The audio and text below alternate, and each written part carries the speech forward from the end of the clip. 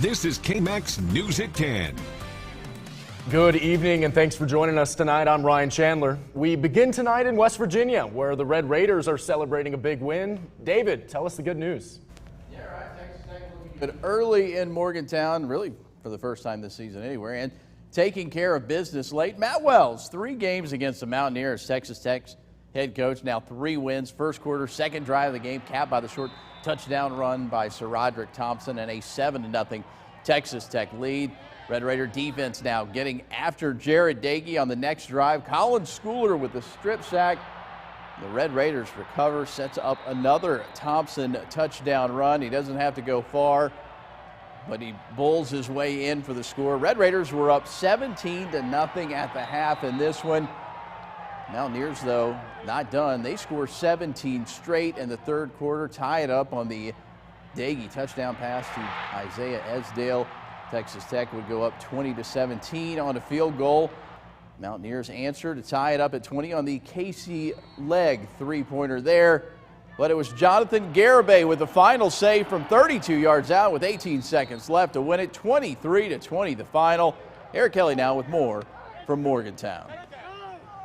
Country Road wins. That's been the story for Texas Tech football in the Matt Wells era, and it is here again as Texas Tech comes down to Morgantown and leaves with a win behind a fourth quarter where the Red Raiders had a big red zone stop on defense and then a game-winning drive on offense, headlined, of course, by the big pass play from Henry Columbia to Kalen Geiger and then the game-winning Jonathan Garibay field goal. But think about it. That pass to Geiger came with more than 3 minutes left in the game, but some big runs by Sir Roderick Thompson, 2 straight for a first down, were maybe just as important as anything else on that drive. Not only did it move the ball closer in for that Garibay field goal, but also bled some important minutes and seconds off the clock so that when West Virginia got the ball back, Mountaineers virtually had no time to move the ball, which allowed Texas Tech to come out with a big-time Big 12 win. To be able to run it and to bleed the clock and to manage the clock the rest of the way in and get it down to as low as we could. Again, credit to those old linemen. Big win by our guys. It's just hard to put it into words. Hadn't really had much time to think about it here. That's a really good football team over there. They have a great defense, great offense, and crowd was loud. It was exciting, and like I said to Siraja, this is what we live for. This is why we play college ball, so it was a great time. So with the win, Texas Tech 4-1 on the season. Red Raiders now just 2 wins away from earning one of those coveted bowl berths, and we're only 5 games into the year. The next step towards doing that next weekend when they host in-state rival TCU at the Jones under the lights. For now, though, reporting from Milan Puskar Stadium for the Red Raider Nation, I'm Eric Kelly. Eric, thank you very much. Well, we have new details tonight on a police encounter that happened early this morning in central Lubbock and got a SWAT team involved. The Lubbock Police Department tells us a SWAT team was dispatched to a home near 30th Street and Avenue X just before 3:30 this morning. They say a male suspect barricaded himself inside the home following a domestic dispute. He was then taken into custody just before 9 this morning, over 5 hours after the SWAT team arrived. And a woman was also taken to UMC with moderate injuries. As always, stay safe out there, and we'll let you know when we learn more.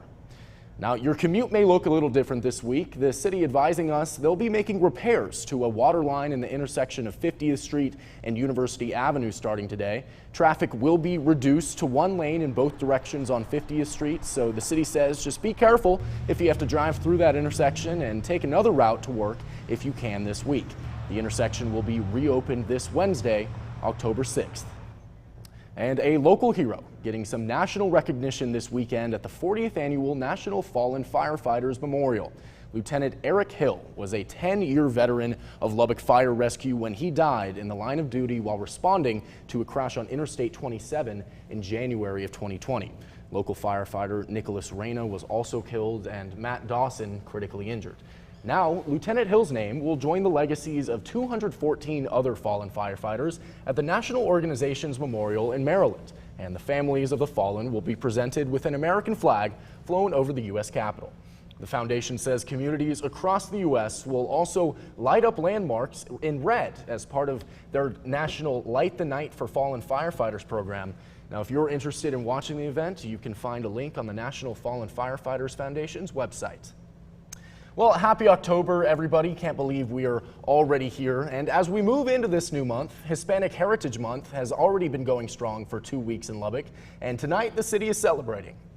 In observance of Hispanic Heritage Month, Los Hermanos Familia is hosting a free outdoor concert going on right now, featuring local Hispanic artists, food trucks, and vendors for a big family-friendly night. You can catch some reggaeton, some mariachi bands, and more out at the Louise Hopkins Center for the Arts at 511 Avenue K until 11 tonight. Still have about 45 minutes if you want to get out there, and it is a great night for it. Let's check in with Madison over in the Weather Lab. Madison, how's it looking this week? Well, we're going to be looking at some mild temperatures, especially for the start of October going into this week. Currently looking outside at our Doppler 1 radar, we're seeing relatively clear skies across the South Plains. It might look like there's a little bit of cloud cover up to the north of Lubbock locally and there to the east of us. That is actually feedback coming up on radar, and it's actually picking up on some of our wind farms outside of town. So that's not cloud cover. That's a little mistake that the radar is making. We're seeing relatively clear skies across the South Plains. Down there at our 82nd Street camera, you can see those clear skies down there. As we start to move into later tonight, we're going to be seeing temperatures drop into the upper 50s by around midnight, and then for any of your Sunday morning plans, it's going to be in the lower 50s. So by tomorrow morning, you're going to be wanting to bring a jacket outside if you're going to be out early. Those 50-degree lows in the morning are going to be continuing into the next 3 days, with sunny and mild conditions going into the 80s for the next few days as our high. I'll have more on that in your full forecast coming up. All right, Madison, thank you very much. Well, people across the country gathered today for the annual Women's March. They say this year, though, they gather in light of new laws around the states and around the country that have restricted access to abortions, including Texas's strict 6-week ban and Lubbock's local ordinance banning abortion outright. Men and women gathered at Tim Cole Memorial Park today for their reproductive rights rally, what they call an act of solidarity and support for people who advocate for reproductive freedom.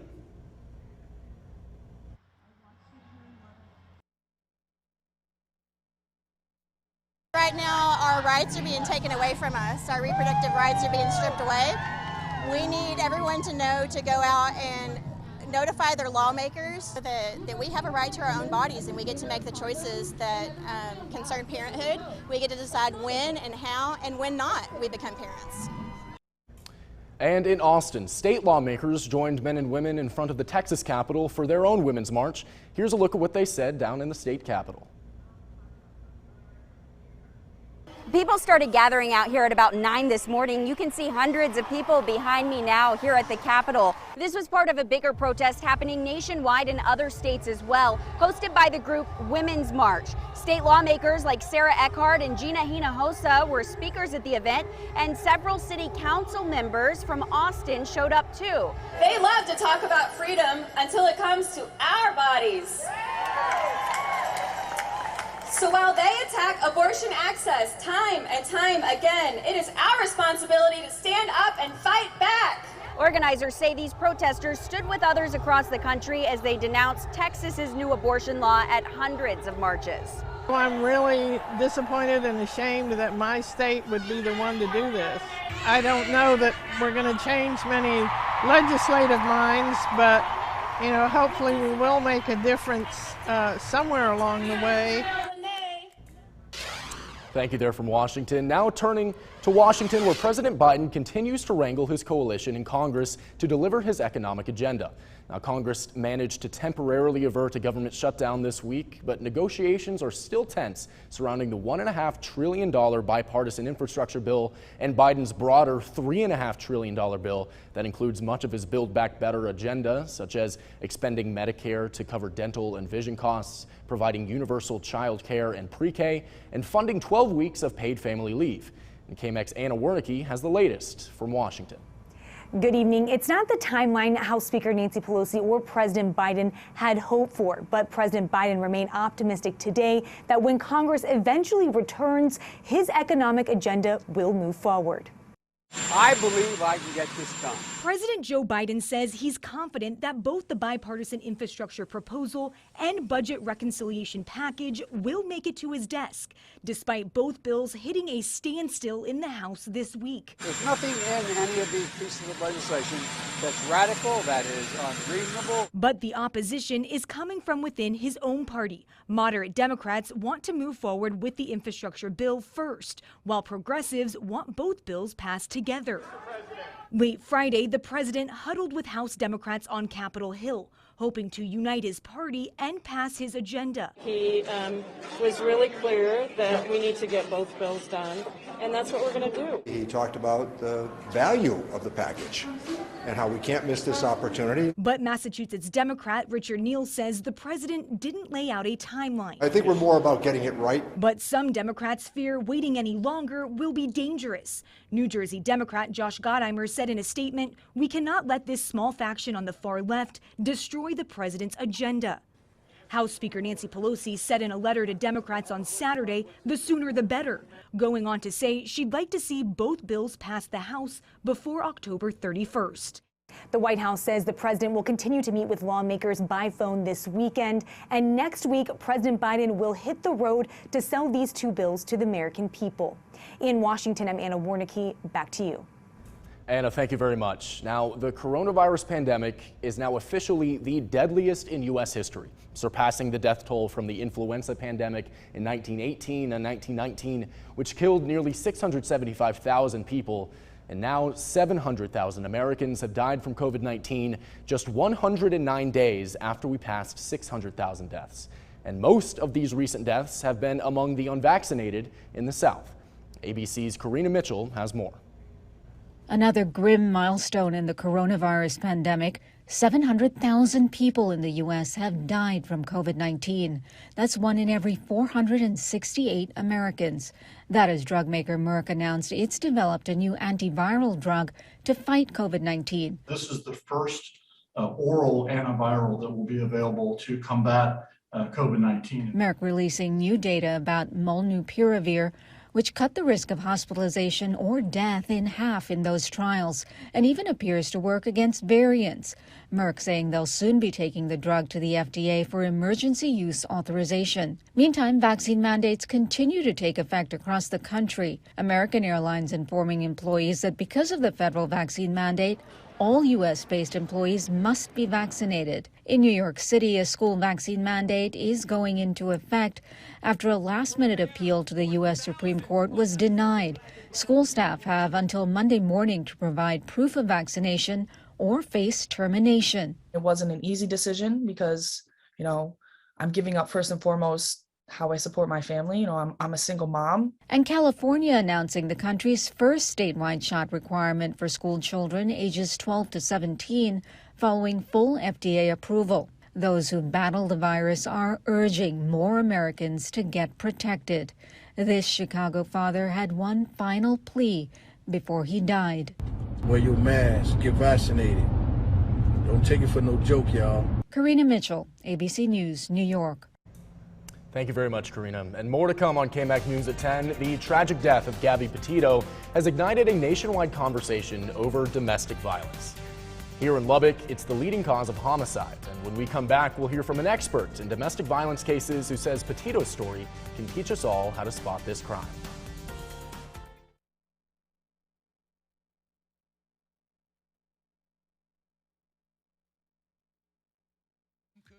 Great family comfort, and it's all less than $70 a month.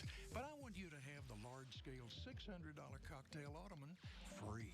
Now that's a great discovery. Plus at Bob Mills, we're in stock. Now you'll appreciate the 60 months to pay with the Bob Mills card, and I promise, no shopper stalkers during Discovery Days at Bob Mills. Watch movies to the max with IMAX. Why watch movies like this or like this when you can watch like this? Big action, big drama, big adventures, and big thrills can only happen on a big IMAX screen. There's no experience like it. Experience the world's most immersive and big movie experience with unparalleled audio-visual quality only at IMAX. Located at the Premier Cinema in the South Plains Mall. Missing teeth, bleeding gums, need implants? With close to 40 years combined experience, you need High Plains Periodontics and Implant Dentistry. As the only board-certified periodontist in Lubbock who handles both dental implants and innovative yet conservative corrective procedures for gum tissues. Estamos aquí para ayudarla a recuperar su sonrisa. Come visit us at High Plains Periodontics and Implant Dentistry for your complimentary evaluation. And let us help you set the foundation for a healthy West Texas smile. The moment I saw you, I knew you were my person. From our first date to riding me every day while I was serving our country to our wedding and all our adventures in between. You've always put us first. Now it's time for us to care for you. You should feel loved every step of the way. That's why we chose Bridge Hospice. You deserve to be surrounded by family. And to Bridge Hospice, you are family. Please call Bridge Hospice to see how we can help you or your loved one. At Tough Shed, we've spent the last 40 years testing the strength and durability of our buildings in some pretty unique ways. And we're still hard at work, making sure that our buildings are built to last. Just see for yourself.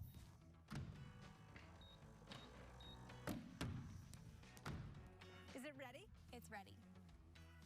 Experience the Tough Shed difference for yourself at toughshed.com.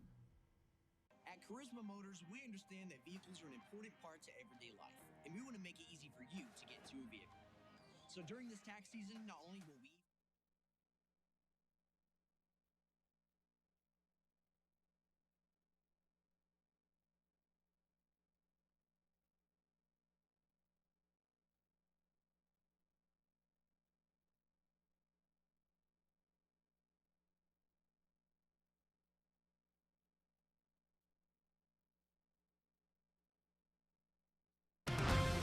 Local, live, late breaking. You're watching KMAX News at 10. Welcome back, everybody. Well, the tragic death of 22-year-old Gabby Petito has sparked a nationwide conversation on domestic violence and the signs you can use to spot it. Here in Lubbock, domestic violence is the leading cause of homicide, and LPD says Saturday nights bring more officers out to domestic violence calls than at any other time. KMAX Nico Clemens spoke with an expert in domestic violence cases to discuss what we can learn from the Gabby Petito story and how we can better spot the signs of this crime here at home. Many people have now seen the latest body camera video from Moab City Police. Gabby Petito telling an officer Brian Laundrie hit her. I talked with an advocate for domestic violence victims who says officers didn't ask enough questions. We want to know the truth if he actually hit you. Because, I guess, yeah, but I hit him first. An anxious Gabby Petito describes her fight with her fiance to a Moab City police officer last month. Well, he grabbed me with his nail, and I guess that's why it looks. I definitely have a cut right here because I can feel it. Yeah. When I touch it, it burns. He just grabbed you? Mindy Murphy says the video is concerning. She's the president and CEO of the Spring of Tampa Bay, the Certified Domestic Violence Center for Hillsborough County. All of her activities were being scrutinized and none of his. Murphy says officers didn't ask enough questions about Brian Laundrie's behavior. That was a perfect opportunity for them to have said, has Brian ever grabbed you by the face before? Has he ever put his hands around your neck? In the police report, Moab City police officers didn't feel the situation escalated to the level of a domestic assault as much as that of a mental health crisis. No charges were filed and the couple was separated for the night. In the body camera video, an officer indicates Petito was the aggressor in the fight. But in a 911 call, a witness told the dispatcher he saw Laundrie hitting Petito. We drove by and the gentleman was slapping the girl. He was slapping her? Yes, and then we stopped. They ran up and down the sidewalk. He proceeded to hit her. The reason why they don't give us discretion on these things is because too many times women who are at risk want to go back to their abuser. They just wanted him to stop, and they don't want to have to be separated. They don't want him charged. They don't want him to go to jail. And then they end up getting worse and worse treatment, and then they end up getting killed. We do know the city of Moab says it'll launch an investigation into how police officers handled that interaction with Petito and Laundrie. Nico Clemens, thank you so much. And when we come back, we'll hear from Madison here in the Weather Lab for this week's forecast.